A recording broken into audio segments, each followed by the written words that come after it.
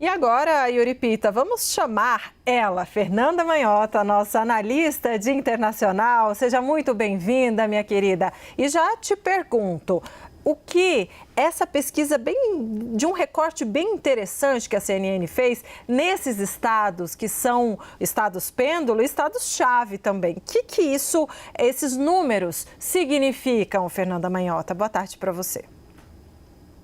Oi, Débora, Yuri, a todos que nos acompanham em mais uma tarde. Essa pesquisa, Débora, ela é muito interessante porque ela nos dá algumas pistas, né? A primeira pista que ela revela é o fato de que realmente a troca de candidatos, né, de Joe Biden para Kamala Harris fez a diferença. Se nós olhássemos para esses números há cerca de 2 meses atrás, nós verificaríamos que o Donald Trump ele tinha vantagem e uma vantagem relativamente confortável em vários desses estados. Então, naquele momento, Joe Biden apresentava uma certa dificuldade de ganhar espaço nesses que são considerados os estados decisivos da eleição de 2024. Esse é o primeiro ponto. Então, há de fato uma percepção crescente, não só nos números nacionais, mas também nos estados de batalha que a gente costuma descrever como os mais importantes, de que Kamala realmente recuperou o fôlego democrata. A segunda mensagem é de que, ainda que esse fôlego tenha sido, de fato, retomado, está longe de ser um fôlego que deixe os democratas confortáveis, né? Quer dizer, eles fecharam um pouco o cerco em relação à vantagem que tinha Trump, mas em quase todos os casos a gente está falando de empate técnico. E nesse sentido, como a legislação americana tem como regra aquela máxima que a gente em inglês chama de the winner takes it all, ou seja, não importa se a vitória é muito larga, muito extensa ou se é uma vitória apertada, no final do dia o que importa é ganhar, e quem ganhar por 1 ou por 1 milhão de votos vai levar todas as cadeiras do colégio eleitoral. Então, nenhum dos candidatos vai poder minimizar a importância desses estados, o que deve indicar para nós onde devem acontecer os próximos comícios e os empenhos de recursos das campanhas.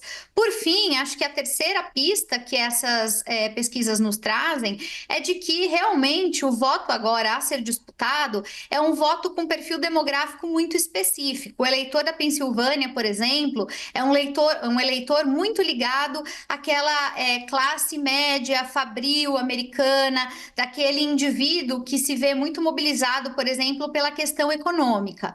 O voto da Geórgia, embora também tenha uma parcela dessas questões, é um voto que tem uma base, sobretudo no voto negro, que não vai poder ser ignorado. Além disso, a gente vai precisar olhar também sobre como está se comportando o grupo de mulheres nesses estados em particular, porque são estados em que a presença feminina foi decisiva nas últimas eleições. Então, o que a gente pode extrair de tudo isso é que certamente as campanhas agora vão intensificar suas estratégias nesses lugares em particular, vão colocar sua energia e tudo que tiver à disposição para tentar virar esses estados, e na combinação de números, hoje o que a gente tem é, de fato, um cenário muito dividido. Eu até comentava com colegas mais cedo, que fazem parte das campanhas nos Estados Unidos, que a preocupação é de que, do lado republicano, não haja o esmorecimento da campanha, ou seja, uma desmotivação no sentido de ver a Câmara crescendo, e do lado democrata, que eles também consigam controlar um pouco o sentimento da folga, né, do já ganhou, que muitas vezes acabou aparecendo nas últimas semanas, né? Então, basicamente, hoje o que os democratas, sobretudo, têm dito é que ainda é uma eleição 50-50 e eles não podem tomar essa eleição como uma eleição que está fácil, porque realmente não está. Continua muito disputada, Yuri, Débora. Fernanda, deixa eu rapidamente, para arrematar, para quem que é mais crucial? Claro que numa disputa tão acirrada, para os dois lados é importante, mas eu já li em algumas análises que a Geórgia é um estado crucial para os republicanos. Se não conseguirem retomar a Geórgia, é quase como se tudo estivesse perdido. Dá para a gente fazer esse tipo de afirmação em relação também, por exemplo, à Pensilvânia? Se os democratas perderem a Pensilvânia, é como se estivesse tudo perdido?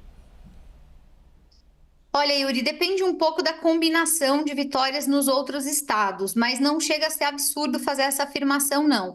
Hoje, de fato, existe uma abordagem que coloca a Geórgia para os republicanos, assim como a Pensilvânia para os democratas. E essa afirmação, ela vem do fato, e aí a gente pode listar outros aqui que eu separei para comentar muito brevemente, de que talvez as margens estejam mais confortáveis para um e para outros em outros estados que vão se tornando menos imprevisíveis, vamos dizer assim. Por exemplo, é bastante provável essa altura do campeonato que a Arizona, que é um estado importante, ele vá para o Trump. Pouca gente nesse momento acredita que a Câmara teria condições de virar. Assim como parece cada vez mais claro que o Wisconsin, que até outro dia estava em aberto, vá para o Donald Trump. É provável que ele de fato vá para Harris. Então, conforme houve esse redesenho, e aí algumas desses estados se fecharam em torno das candidaturas, realmente os que estão mais incertos nesse momento são Pensilvânia, são Nevada e Geórgia. Eu diria que é em torno desses três que a gente deve observar alguma definição.